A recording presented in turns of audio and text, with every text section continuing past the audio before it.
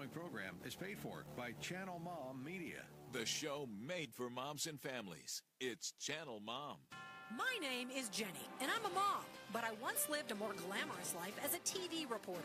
I was on the nightly news interviewing pop stars and politicians. So when I left TV to become a full-time mother, I quickly found out what we moms are up against. Our world glorifies the rich and famous. For what? I say let's honor the moms who are raising this world's next generation. It's Channel Mom Radio with Jenny Dean Schmidt.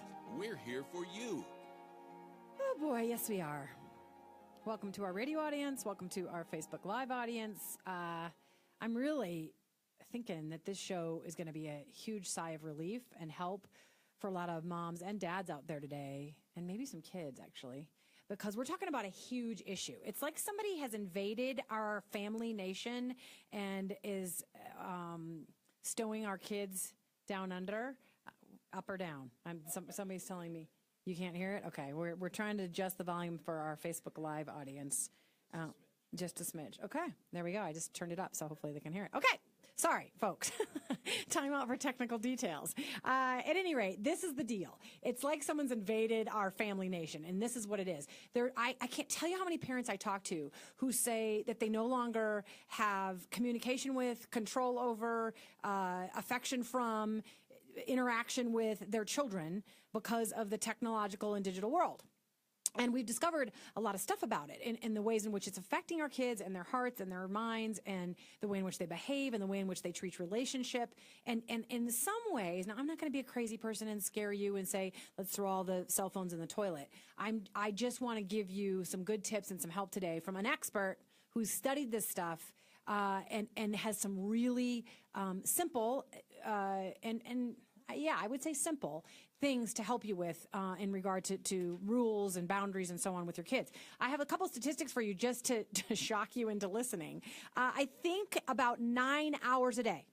9 hours a day, they now say, children are spending on some kind of technology, whether it's their phones or their tablets. Now, the guest may correct me, but that's what I understand it to be. Adults are just over 4 hours, just with their phones alone. So Brian, I didn't even ask him how to pronounce his name, but Brian's going to be coming up with us in just a second, and I'm going to let him go, but I'm going to let him talk about this. But I just want to give you a couple of tidbits to invite you in.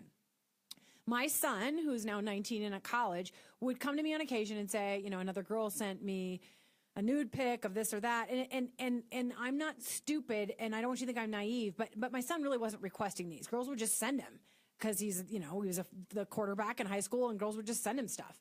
And he would always report them to me. So I don't think he was requesting them because he knows I could read the text that preceded them and things like that.